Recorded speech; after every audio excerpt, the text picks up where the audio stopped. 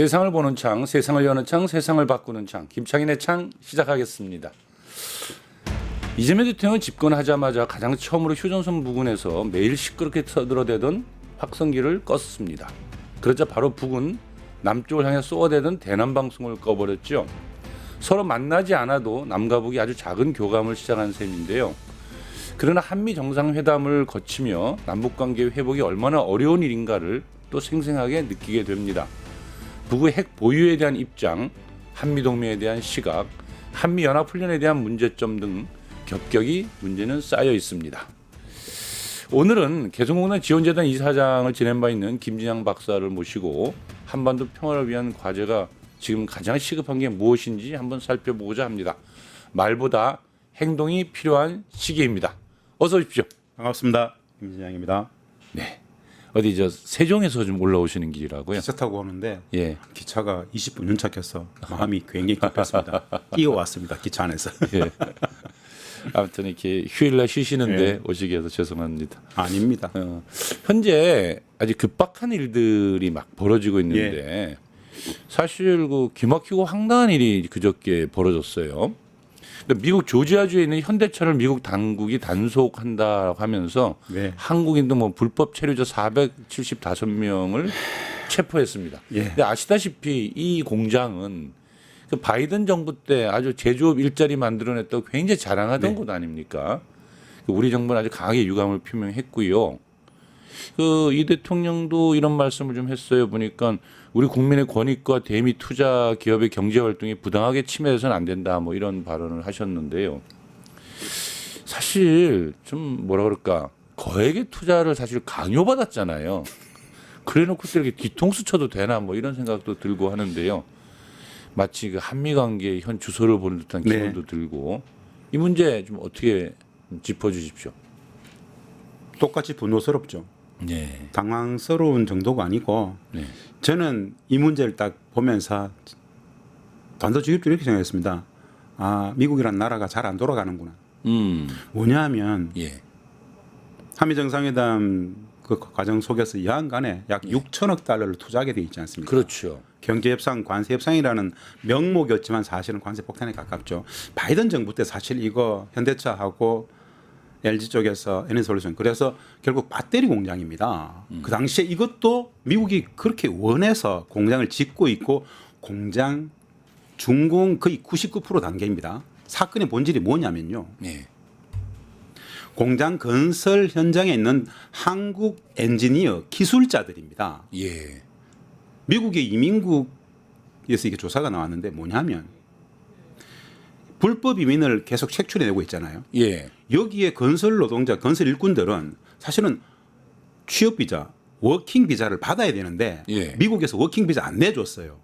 그래서 공장은 만들어야 되기 때문에 예. 울며 겨자 먹기로 빨리 공장을 만들어야 되기 때문에 비스타 비자. 관광 예. 비자로 예. 들어갔어요. 갔는데 그러면은 공장을 만들어야 돼 핵심 엔지니어 기술자들이 오죽했으면 관광비자로 갔겠습니까? 이런 상황에 대한 이해 전혀 없이 그냥 이민국에서 나와서 잡아갔단 말입니다. 예. 이거 온전한 국가 연방 정부라든가 이거 온전하게 나라가 굴러가면은 이런 일이 발생할까요? 예. 헬기가 뜨고 장갑차가 떴어요. 예. 이게 보여주기잖아요. 그러니까요. 뭔가 크게 시전하는. 예. 야, 그래서 뒤통수 맞았다라기보다는 나라가 제대로 안 돌아간다. 우리는 이 정도밖에 취급을 못 받나 이런 생각. 예. 자기들이 워킹 비자 안 내줘 놓고 관광 비자 들어가가지고 자기들이 원했던 그 공장을 만드는데도 약 그러니까요. 300명을 잡아갔다. 사실은 미국이 유감을 표명해야 됩니다. 이거 그런 생각이 좀 들었었어요. 예. 속상했습니다. 아유, 예. 참 많이 마음이 힘든 상황이었는데요. 알겠습니다. 근데 요 문제는 뭐 향후에 문제를 좀 풀기 위해서 또 다각도로 노력을 하겠죠. 오늘 이미 강훈식 비서실장이 예. 이 문제 거의 해결 마무리되었다라는 식으로 예. 소식이 있었습니다. 즉 보니까는 강하게 좀 어필했던 것 같아요. 그러니까 미국에서도 이 문제를 연방 정부에서도 속속히 들여다 보니까는 문제가 있는 걸 보고 아마도 뭐 석방을 하든지 타결은 된 것 같습니다. 예. 알겠습니다. 뭐 이 첫 번째 한미 관계가 갖고 있는 현재 주소를 제대로 봤다라는 생각을 하고 다음으로 넘어가겠습니다. 그 중국에서 열린 전승절 행사 얘기를 좀 해야 될 예. 것 같아요. 그래서 이제 김정은 위원장과 시진핑 국가주석 간의 정상회담이 열려서 상당히 관심을 좀 끌었는데요. 그동안 이제 북중 간 관계가 좀 상당히 좀 서먹했다라고 저희는 보고 있었잖아요. 네. 근데 이번에 보면서 이게 비핵화 문제로 사실은 좀 서먹하지 않았는가 하는 생각이 드는데 그게 빠져나가고 이제 전략적 관계로 서로 다시 한번 새 출발하는 게 아니냐 뭐 이런 시각들이 많이 있습니다. 그러니까 사실 그러니까 북의 핵 억지력에 대해서 이제 전략적 단계에 도달했고 그래서 인정한다라는 것이죠. 중국이 인정하고 사실은 이제 조로 동맹 그러니까 북과 러시아가 동맹을 맺고 한 것에 대해서도 또 이제 인정을 하고 하는 모습 같아요. 어떻게 보십니까? 질서가 굉장히 심각하게 바뀌고 있다. 예. 사실은 방금 말씀하신 그게 핵심입니다. 기존에 북러 간에 뭐 조르다 하기도 하고 북러라 그러는데 일단 북중 북러 이 관계와 관련해서 이번에 80전 전승절 기념식에 불렀습니다. 열병식을 보면서 전 세계가 놀랬죠. 중요한 건 방금 말씀처럼 북중 관계가 굉장히 별로 불안했는데 아주 확 가까워진다는 느낌이 있었습니다. 네. 전통적인 우정 강조, 뭐 외교 수립, 특히나 이제 경제 협력 부분에 대해서 양국이 적극적으로 하기로 했어요. 더 특징적인 것은 양국 고위급 간의 전략적 소통을 고도화하기로 했습니다. 예. 이 말은 방금 말씀하신 것처럼 지금까지 왜 북중 간의 관계가 좀 서먹서먹했느냐? 예. 북측의 핵 문제를 바라보는 인식 같았었어요. 무슨 뜻이냐? 불과 몇 년 전만 하더라도 미국은 안보리에서 대북 제재를 계속했지 않습니까? 핵 문제였습니다. 예. 중국은 미국이 주도하는 대북 핵 제재에 동참했잖아요. 예. 이런 무슨 뜻이냐면은 예. 이미 안보리를 중심으로 하는 대북 핵 제재는 유명무실화됐습니다. 이제는 더 이상 안 먹혀요. 이미 핵을 다 건설해버렸지 않습니까? 전략국가가 돼버렸습니다. 예. 조선과 러시아, 북러 간에 이미 이 문제는 다 타결이 된 거예요. 중국 입장에서 이 문제를 계속 갖고 있으면서 북을 압박할 수 있는 상황이 전혀 아닙니다. 사실은 전통적인 북측과 중국의 오랜 관계 속에서 본다라면 독자적으로 중국이 북의 핵에 대해서 뭐라고 이야기할 수 있는 상황이 아니잖아요. 예. 그래서 현실을 인정하고 이미 전략적 국가의 위치에 올라왔고 특히나 트럼프 대통령 등장해가지고 모든 타겟을 대중국 봉쇄입니다. 예. 정치 군사적으로 중국을 봉쇄하려는 그 카드가 자기 눈앞에 딱 왔기 때문에 러시아와 북이 필요하지 않습니까? 예. 그런 관계 속에서 복원을 하는 것인데 개인적으로 봤을 때 중국은 시진핑 주석은 핵 문제를 중심으로 북을 압박했던 그 스탠스가 굉장히 속으로는 민망할 겁니다. 지금쯤. 그래서 일단 그 문제를 이번에 털면서 예. 북중 관계를 계속 고도화하려는 액션이 나왔다. 저는 이렇게 보고 힘이 굉장히 좀 붙을 것 같습니다. 그렇다면 말이죠. 이제 북과 러시아 관계가 이제 혈맹으로 바뀌었고 더더욱 이제 북에 대한 제재는 러시아 입장에서는 전혀 이제 뭐 유명무실화 돼버렸지 않습니까? 그러면 다양하게 북에서 말하는 이제 달러 박스가 예전에 주로 이제 러시아에 많은 노동자들을 보냈던 건데 그런 것들이 다 이제 재개될 것이고 그렇다고 봐야 되겠죠. 또 중국과 북 관계에 있어서도 핵 문제를 인정한다면 유엔에서 하고 있는 다양한 제재에 대해서도 중국이 좀 이제 더 이상 북에 대한 제재를 가하지 않을 것이다 이렇게 보여지나요? 기본적으로 이미 안보리를 통해서 북에 가했던 모든 제재는 유명무실화되었고 네. 이미 실효성 자체가 없다라는 것이죠. 말씀처럼 트럼프 정부가 대중국 봉쇄 전략을 정치 군사적으로 고도화하는 과정 속에서 이제 북이 제재 속에서 굉장히 어려울 수밖에 없었던 많은 문제들이 북측과 러시아 간에 북측과 중국 간에도 다 풀려버리기 때문에 예. 북측의 경제적 활성화 상황이 굉장히 고도화될 것 같다는 생각이 굉장히 많이 듭니다. 예. 이미 유명무실화됐는데 공개적으로 중국이 북을 엄호하지 않겠는가 이런 생각이 좀 듭니다. 알겠습니다. 그러면은 뭐 국제 무대에서 협력을 서로 강화할 것이고 기정사실인 것 같습니다. 예. 상호 이익이 되는 경제 무역도 심화시키자고 했으니까 더 이상 이제 제재는 없다 이렇게 봐야 되겠습니다. 거의 뭐 그래서 예. 보셨다시피 전 세계가 다 봤어요. 역사의 동반자 뭐 이래가지고 막 세 나라가 시진핑, 푸틴, 김정은 위원장 뒤쪽에 약 26개국 다 섰단 말입니다. 글쎄 말입니다. 그 그림 자체가 의미하는 바가 우리 시청자들께서 왜 저기에 제일 앞에 북이 김정은 위원장이 서 있을까를 잘 모를 거예요. 그 26개 국가들도 다 중요한 대통령 수반들인데 그렇죠. 예. 그것의 의미 상징성은 사실은 전문가 입장에서 보시면 아시다시피 전성렬 80주년이었습니다. 중국과 러시아, 조선의 입장에서는 그들의 입장에서는 반제 반패권의 80년 역사가 있지 않습니까? 예. 그랬기 때문에 전 세계에 대해서 그것을 시연하면서 경제적으로는 예. 그야말로 굉장한 새로운 시간들이 도래한다. 중국이 북측과 양국이 똑같이 이야기했어요. 시진핑도 김정은 위원장도 경제 문제에 대해서 적극적으로 협력하겠다라고 공식 이야기를 했습니다. 그렇다면 제가 보기에 속도가 좀 난다 이렇게 봅니다. 이天安문 망루에서 서 있는 시진핑, 푸틴, 김정은의 세 사람의 모습은 역사적인 모습이다라고 봐야 되겠군요. 2차 세계대전 이후에 내전 이후에 예. 미국, 아니 러시아, 예. 중국, 예. 조선 예. 세 나라의 지도자가 선 경우가 처음입니다. 처음이군요. 예. 첫 사건입니다. 예. 이것이 던지는 메시지는 다극화, 브릭스, 미국의 쇠락 이 과정 속에서 세 나라가 딱 뺏었어요. 그래서 우리 국민들 입장에서 남북 관계를 읽을 때 예. 조선의 북의 위치 위상이라는 게 예. 매우 간단치 않구나라는 것들을 좀 인식할 필요가 있겠다 이런 생각을 가져봤습니다. 이제 그렇게 놓고 본다면 사실 이제 북핵 얘기를 많이 하는데 이제 북핵 문제를 북이 핵을 내려놓고 제재를 풀고 경제를 살리겠다고 하는 것은 2018년, 19년 이때가 이제 마지막이었겠군요. 이미 끝난 이야기죠. 예. 그런 접근 자체가 예. 완벽히 아웃 오브 데이터 유효경이 만료됐고 실패한 네. 정책이고 오히려 저는 네. 이 시기에 그걸 이야기한다라는 것은 예. 평화를 깨는 일이 담론이다. 돼버렸다. 우리가 잘 말씀하셨다시피 비핵화의 역설이라는 게 있습니다. 우리가 비핵화를 이야기하면 할수록 북은 핵을 고도화시켰고 예. 평화를 위한 비핵화가 맞는데 평화를 위해서 비핵화를 이야기했는데 오히려 비핵화를 이야기하면서 평화가 깨져 버렸어요. 그러면 이 비핵화 전략, 비핵화 담론 자체가 동북아 평화의 질서, 한반도 평화의 질서 속에서는 오히려 역작용을 불러일으켰다는 건 이제 알 필요가 있다라는 것이죠.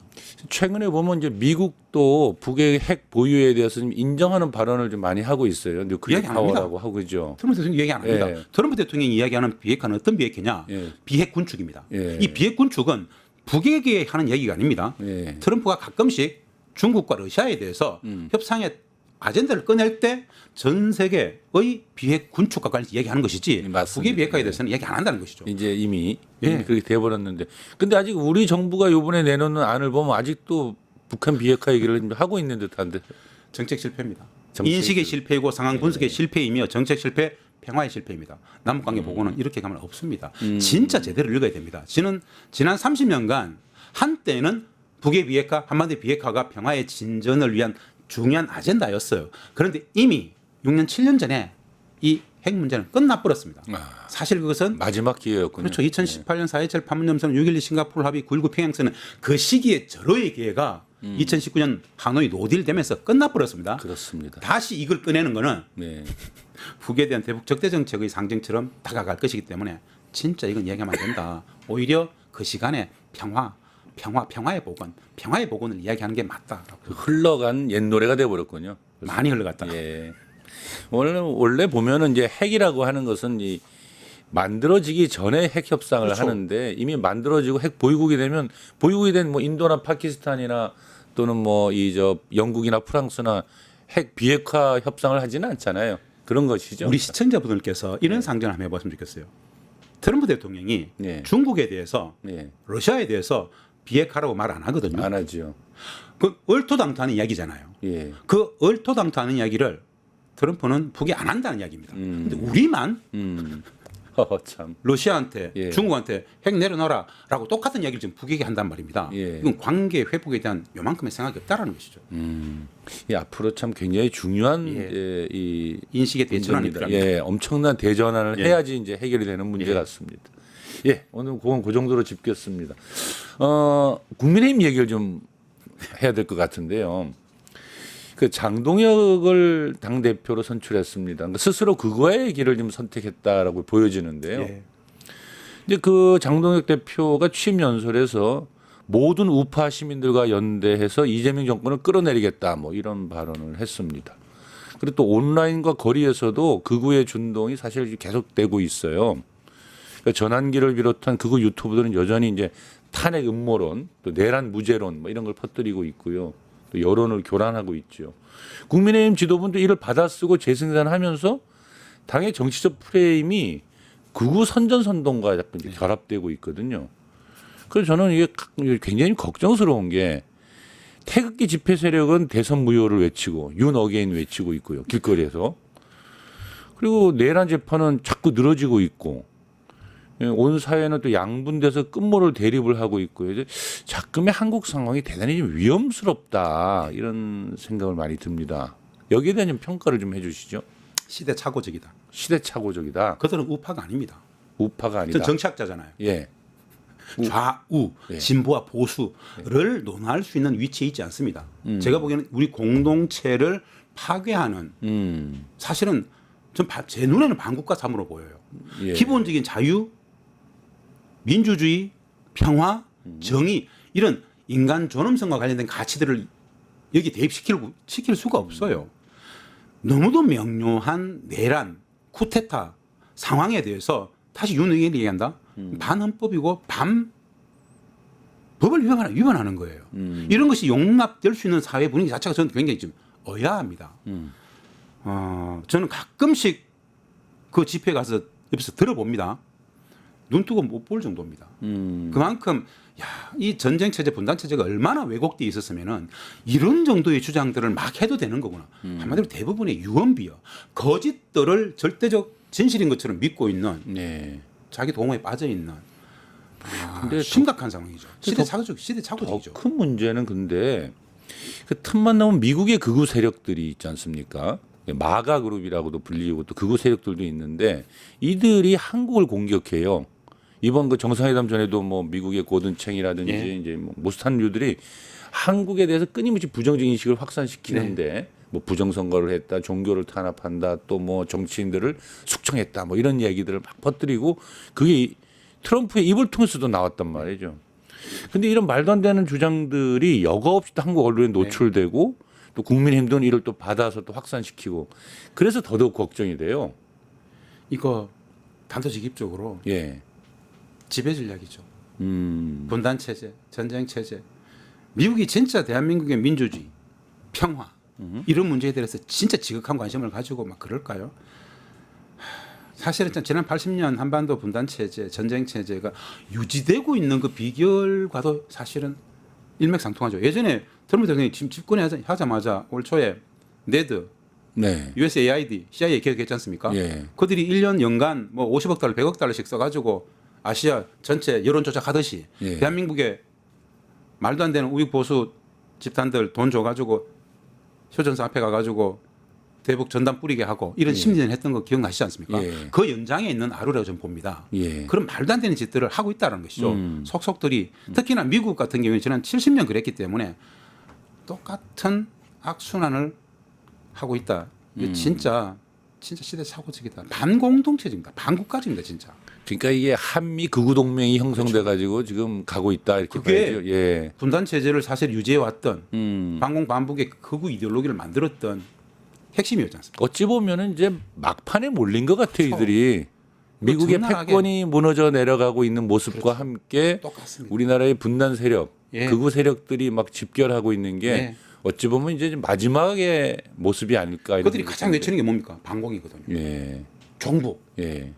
그것 말고는 할 이야기가 없어요.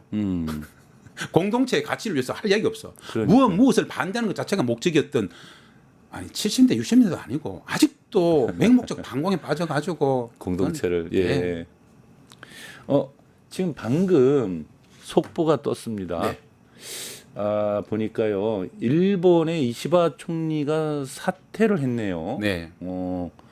오늘 보니까 안 그래도 예상을 하고는 있었는데 긴급 기자회의 열고 직접 사퇴 의사를 지금 막 밝혔네요. 보니까 당 분열 사태를 피하고 싶다 뭐 이런 건데 잠깐 요 얘기를 좀 먼저 좀 하고 가야 되겠습니다. 이시바 총리는 예, 자민당보다도 예. 훨씬 인기가 높았죠. 인기가 높다. 지금도 인기가 높다. 그렇죠. 그런데 자민당보다 예. 일본 전체 국민들 속에서 그리고 자민당을 지지하는 사람들 속에서도 압도적으로 자민당 지지보다 이시바 총리에 대한 지지가 높습니다. 그런데 이시바 총리는 예. 아주 독특하게 자민당 내에 아주 소수파입니다. 어. 메이저 그러니까 주요 야마가지 이렇게 주요 파벌의 대표가 아니에요. 예. 중요한 건 사실은 이 이시바 총리 사태와 관련해 가지고 예. 한 달 전부터 자민당 안에서 굉장히 시끄러웠습니다. 음. 왜 그랬는지는 잘 모르겠어요. 중요한 건 인기가 높아지고 전통적인 자민당 내에 양대 파벌해서 예. 이시바를 이제 쓸 때까지 다 써먹었다고 생각한 것 같아요. 이번 참여 선거에서 이제 과반 의석 확보에 실패했던 게 가장 큰 이유가 되지 않겠습니까? 중요한 그 선거 예. 그 선거 패배와 관련해서 그건 이시바 총리의 문제는 아니었거든요. 사실은 그것을 빌미로 예. 그것을 빌미로 이제 몰아내고 있다는 생각이 드는데 참의원 중의원 선거 패배와 관련해 가지고 일본의 국민들은 이시바 때문에 패배했다고 얘기하지 않아요. 제가 보기에는 오히려 예. 자민당 내의 전통적인 그 보수 세력 그들이 계속 일본 전체 정치를 이끌어가는 자민당의 오래된 문제 이런 부분들이 계속 이시바 총리의 발목을 잡는다고 생각하는데요. 제가 보기에 이시바 총리가 이제 사퇴를 하게 되면은 자민당은 더욱더 더 내려앉을 거예요. 지지율이 떨어질 것 같다. 예우 심각이 떨어질 것 같다 이런 생각이 듭니다. 그 이시바 총리는 그 아베 총리와는 다르게 그래도 좀 개혁적이고 진보 성향을 나름대로 상대적으로 갖고 있고 그리고 우리 정부와도 사실 이번에 이제 한일 관계 건설적 미래를 향해 나아가자 뭐 이런 또 이야기를 토론이 됐죠. 예, 좀 됐었는데 중요한 건 예. 이시바 총리가 최초에 등장했을 때부터 지금까지 네. 항상 자민당 지지율보다 이시바 지지율이 더 높았습니다. 한 10% 간격 차이 나요. 예. 그만큼 오히려 잘했다라는 것이죠. 예. 일본 국민들 입장에서는. 그런데 지금 갑자기 한 달 정도의 여론 속에서 당내에서 흔들어가지고 좀 끄집어 내렸다고 생각합니다. 알겠습니다. 예, 갑작스럽게 속보가 떠서 잠깐 좀 이야기를 나눴습니다. 한미 정상회담 얘기를 잠깐 좀 해봐야겠는데요. 예. 거기서 뭐 다른 것들보다도 사실 그 이재명 대통령의 발언 중에 말입니다. 트럼프는 피스메이커 그리고 이제 본인은 이제 페이스메이커가 되겠다 이제 이런 발언을 했어요. 한미 정상회담에서. 사실 우리가 지금 남북 관계를 주동적으로 풀어 나가기보다는 미국의 주도권을 넘기고 의존해 보이는 것처럼 느껴졌는데요. 어떻게 이걸 읽어야 하겠습니까? 맥락을 다 보면은 예. 시청자들은 다 아실 거예요. 트럼프가 얼마나 좌충우돌입니까? 네. 내놓은 뭐 전 세계가 공인한 돈키호테지 않습니까? 형식상, 의전상, 내용적으로 본다라면은 굉장히 뭐 성공했다 이런 말들을 많이 해요. 맞아요. 이 부분도 마찬가지입니다. 트럼프 대통령 트럼프를 띄워주기 위해서 한 발언이거든요. 그런데 남북관계 평화체제를 연구하는 학자 입장, 북측을 늘 들여다보는 학자 입장에서 그 발언을 트럼프 대통령이 피스메이커 하시고 난 페이스메이커 하겠다. 이 이야기는 북측의 입장에서는 매우 불쾌하게 볼까요? 불쾌한 게 아니라 막 한숨 푹푹 쉬었을 겁니다. 이게 북은 네. 어떻게든 남과 북과 남 전통적으로 보면은 우리 민족끼리 남측이 대한민국이 존엄을 가지고 좀 주인 주체식을 가지고 미국과의 관계 속에서 당당하게 평화 문제 한반도 평화 문제의 당사자가 되라 주체가 되라 네. 그만 중재 좀 해라 객관자가 아니다 한반도 평화의 당사자가 되라고 얘기했단 말입니다. 예. 그런데 이재명 대통령께서는 뭐 당장 남북 당국 관계 보면 안 될 것 같으니까 북미 정상이라도 돼 가지고 뭔가 역할을 하고 옆에서 도와주겠다는 말을 트럼프를 띄워주기 위해 말을 했지만 북의 입장에서는 역시 이재명 대통령은 한반도 평화의 당사자가 아닌 중재자 한 발 물러서 있는 객관자 역할을 하려고 한다라는 식으로 보았을 굉장히 제가 이게 표현은 안 합니다만은 굉장히 부정적인 평가를 했을 겁니다. 근데 굉장히 어렵네요. 그러니까 이제 트럼프한테 사실 또 이 어찌 보면 굉장히 트럼프를 띄우는 이야기였거든요. 네. 그래서 이제 우리나라 외교가에서는 이 미국과 이 한국의 관계에 있어서 아주 트럼프를 잘 띄우면서 우리의 국익을 챙기는데 아주 멋진 표현을 썼다라고 또 칭찬하는 분들도 또 많이 있거든요. 맞죠. 그 지점인데요. 의전, 네. 형식 이런 이미지로 본다라면은 네. 성공이에요. 참 잘했어요. 그런데 정상회담이라는 것은 예. 이미지가 아닙니다. 예. 형식이 아니에요. 의전이 아니에요. F를 몇 발 쐈다 이런 게 중요한 게 아니에요. 치명적인 협상의 의제들이 있었습니다. 소위 말하는 경제협상, 관세협상, 사실 관세 폭탄이잖아요. 그리고 전략적 유연성, 한미동맹 현대화, 국방비 문제, 그리고 작통권 문제 어마어마한 폭발성 있는 것들이지 않습니까?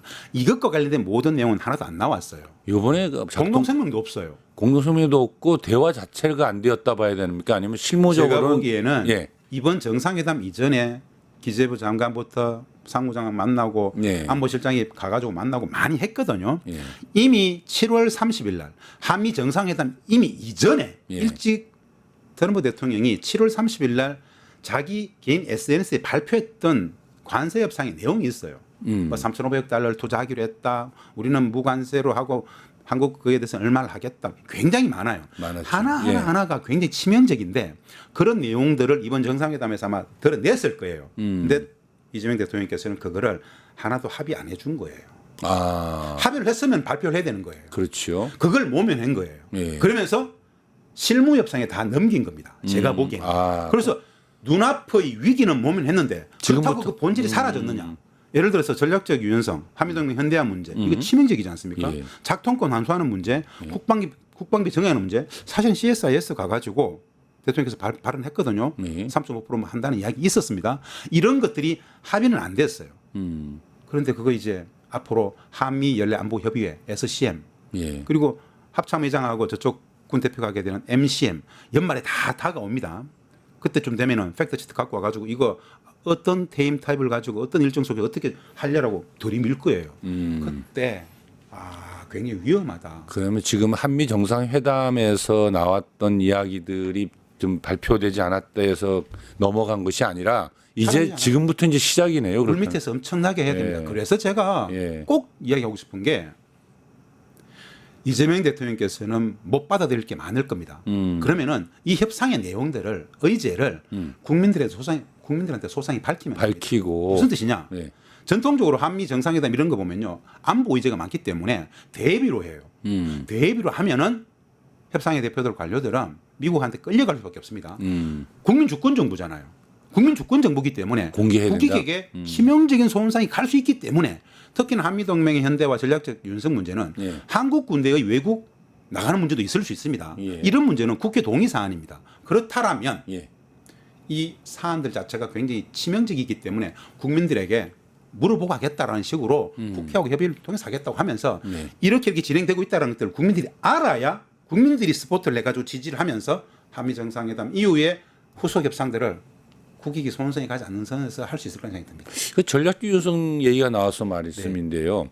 아예 비행기 기내에서 이 기자회견을 하면서 전략적 유연성 문제만은 절대로 받아들이지 않겠다 이런 가시는 발언을 길에 했는데 예. 가시는 가면서 하면서 얘기 꺼내지도 말라 이런 이제 분위기를 잡은 건데 네. 근데 그것이 끝난 게 아니라 지금부터 이제 SCM이나 다양한 이제 연말로 다가오는 다양한 협상 속에 다시 또 튀어나오게 될 것이다. 반드시 튀어나옵니다. 예. 제가 알기로 이재명 대통령한테 미국은 네. 반드시 제도화하려고 들이밀 거예요. 할 것이고. 대통령 버티시겠죠? 버틸 겁니다. 예. 그렇다면은 버틸 때 쉽게 버티기 위해서는 우리 국민들이 저렇게 엄청난 저항이 있다. 그리고 이것은 잘못 해석하면은 전략적 유연성을 제도적으로 인정해 주면은 한미 연합 체계 속에서 하나의 정부라는 개념 속에서 주한 미군이 투입되는 대만이든 동남아든 중동이든 한국 군대가 나갈 수밖에 없는 상황으로 갈 수 있다. 절대 안 된다.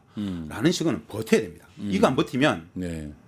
그거 나중에 정치적 군사적 책임이라는 것은 상상 초월일 겁니다. 참 이재명 정부는 국내적으로도 대단히 어려운 시기에 되었지만 그래서 국민들이 도와줘야 됩니다. 예, 그래서 제일 좋은 방법은 예. 국민 여러분 예. 지혜를 주십시오. 미국이 이렇게 요구하고 있습니다. 이거 사실은 치명적입니다. 함께 지혜를 해법을 좀 찾읍시다. 이렇게 하면은 국민들이 이거 봐라 안 돼. 막아주지 않겠습니까? 국민의 힘으로 막아야 된다. 예. 근데 지금 트럼프 대통령이 그 한미 정상회담을 하는 가운데 좀 독특한 발언을 하나 한 게 있어요.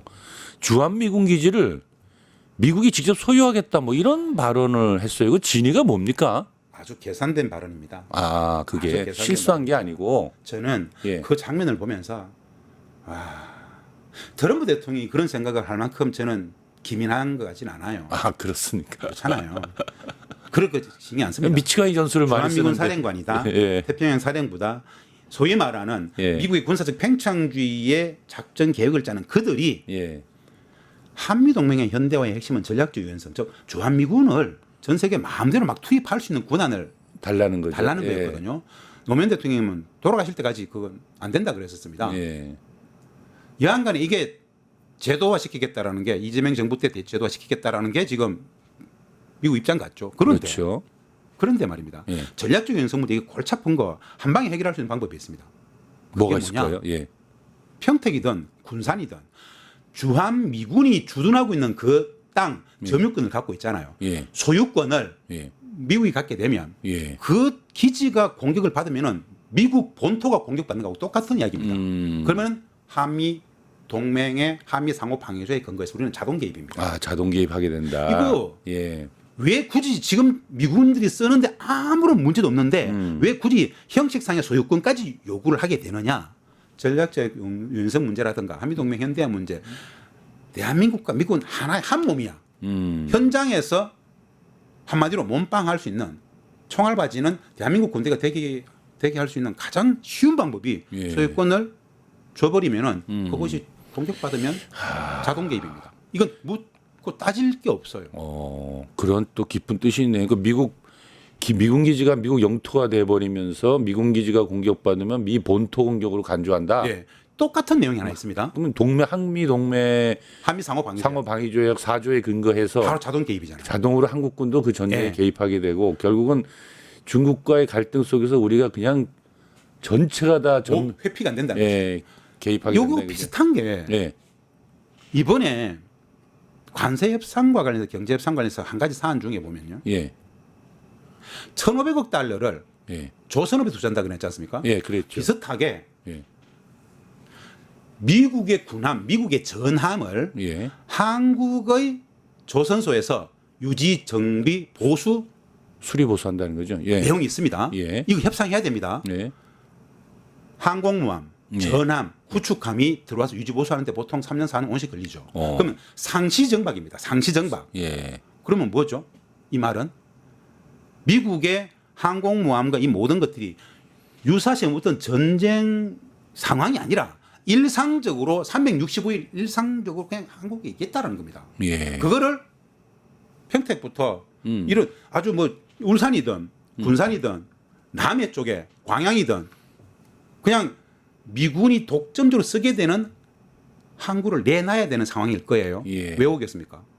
대중국 봉쇄잖아요. 대중국 봉쇄. 아이고 참. 이러면은 예. 제가 볼 사드 때보다 더 심각한 지금 중국은 이미 오래전에 네. 미국 군함과 미국 함대의 한국에서의 유지 보수가 적절치 않다라고 이미 공개적으로 이야기했었습니다. 여러 번 밝히고 있죠. 그런데 이번에 보면은 예. 조선업 협의하면서 이 문제가 나와요. 미국 전함의 유지 보수 정비를 한국에서 할 수 있도록 하자 협상의 안건입니다. 이런 것들에 대해서 국민들이 소상히 알고 좀 지혜가 필요합니다. 우리가 어떻게 하든 간에 피해가고 싶은데 결국 미국과 중국의 갈등 속에 점점 더 우리를 끌어들이는 깊숙이 끌려가고 있다라는 느낌을 지울 수가 없군요. 우리를 끌어들이는 것이죠. 예. 그 얘기가 나온 김에 말이죠. 그렇다면 이번에 그 텐진에서 얼마 전에 그 상하이 협력기구 정상회담이 열렸지 예. 않습니까? 그때 중국이 도리어 이제 유엔을 강조하고 미국이 도리어 이제 유엔의 말을 안 듣는 아주 독특한 이제 형태를 봤는데, 근데 거기서도 제가 느낀 게 인도를 참 많이 느끼게 해요. 그러니까 브릭스에도 인도는 들어가 있고, 네. 그러면서도 또 미국과 안보 협력을 하는 쿼드에도 들어가 있고, 그러니까 인도는 도대체 너희는 어느 편이야 물으면 우리는 인도 편이다 뭐 이런 얘기를 한다는 거 아닙니까? 제일 똑똑한 거 아닙니까? 그러니까 제가 볼 때 지금 우리의 어려운 좀 과정에서 중국과 미국에 막 끼어가고 있는데 인도 이야기를 좀 한번 여쭤보고 싶어요. 인도가 만만치 않죠. 네, 사실 만만치 않은 게 아니라 대국입니다.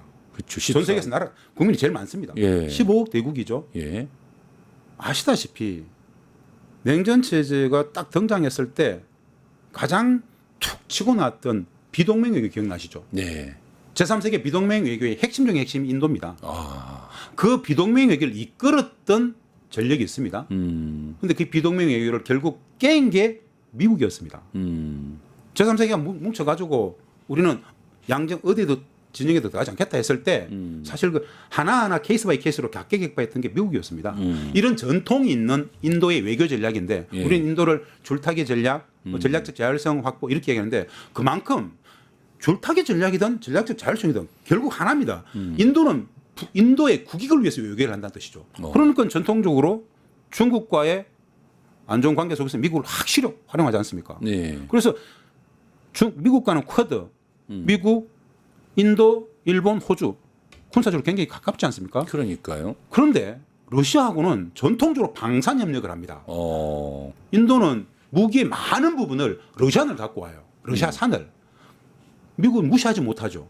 러시아도 무시하지 못하죠. 중국도 무시하지 못하죠. 그리고 브릭스에서 굉장히 역할을 한단 말입니다. 그렇죠. 근데 이번에 보십시오. 텐진에 SCO 상하이 협력 계획은 왔지만은 9월 3일 그 전성절에서는 안 보이더군요. 프레이드는 안 와요. 예. 왜? 인도와 중국과의 관계가 그만큼 정치 군사적으로 호락호락한 건 아닙니다. 인도는 중국의 군사력이 강대해지는 것, 브릭스의 중심이 되는 것, 인도양이라든가 동남아에서 중국의 군사력이 확장되는 것에 대해서는 또 확실하게 견제한단 말입니다. 이게 바로 외교의 핵심이거든요. 핵심이다. 중국, 러시아, 미국 이런 많은 나라들하고 좋은 관계를 가지기 때문에 여지가 많이 생기잖아요. 근데 우리는 오로지 하나죠. 단선 외교밖에 없어요. 여지가 생길 게 하나도 없죠. 알겠습니다. 우리가 지금 너무나도 힘든 조건으로 내몰려가고 있는 조건에서 그 인도의 모습은 시사하는 바가 크다 하겠습니다. 우리 주어져 있는 시간이 많이 가고 있기 때문에요. 네. 마무리 질문을 좀 해야 될 것 같은데요. 아주 그냥 막 정신없이 달려왔습니다. 네. 그렇다면 우리 이제 인도 얘기도 했고 또 이제 이 중국과의 관계, 미국과의 관계, 또 일본과의 관계도 다 쭉 한번 살펴봤는데 우리는 지금 이 시기에 어떻게 해야 하느냐? 제가 많이 걷습니다. 계속 외우는 게 하나가 있습니다. 많이 걷습니까? 많이 걷습니다. 인간으로 살자. 인간으로 살자. 존엄하게 살자. 존엄하게 살자. 존엄한 인간으로 살자. 이재명 정부는 반드시 성공해야 됩니다. 네. 왜? 국민이 행복해야 되기 때문에. 촛불 정부입니다. 내란의 강을 건너왔습니다. 무슨 뜻이냐? 저는 진짜 마음에 드는 게 이재명 정부가 국민 주권 정부를 했습니다. 예. 국민이 행복한 시대, 국민 주권 정부. 그리고 이 핵심이 진짜 대한민국이에요. 진짜 대한민국, 진짜 대한민국. 그건 이전에 진짜가 사실 아니었다는 뜻이거든. 그 진짜는 우리의 주인 주체가 명료해질 때입니다. 대한민국 국가의 존엄성이 확고해야 됩니다. 이제 이번에 한미 정상회담 가셔서 많이 나갔어요. 트럼프라는 말도 안 되는 어처구니없는 돈키호테를 상대해야 되기 때문에 그랬는데 국가의 주권, 치명적인 국익은 협상의 대상이 아닙니다. 그렇다면은 대한민국의 국익적 관점에서 주권, 존엄을 가지고 진짜 능동적인 외교를 했으면 좋겠다. 더 이상 눈치 보지 말고 제대로 국가의 존엄, 국민의 존엄을 좀 지켜줬으면 좋겠다. 이 말씀 드리고 싶습니다. 예, 감사합니다. 어떻게 보셨습니까? 대격변기라고 합니다. 그러니까 미국의 유일 패권은 이제 서서히 무너져 내리고 있고 브릭스, 상하이 협력기구는 다극화의 시대가 열려가고 있는데요.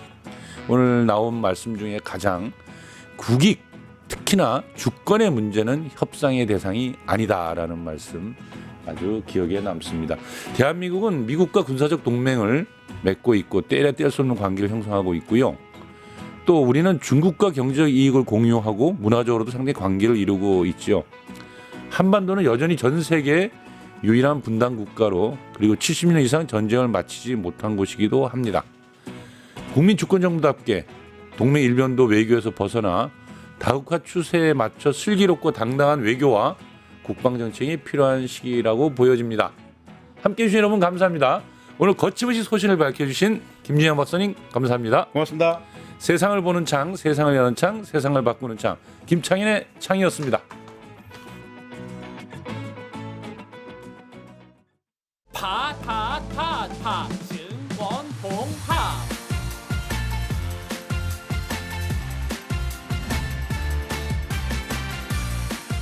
이제 저녁 8시 30분 퇴근 후 퀴즈 한판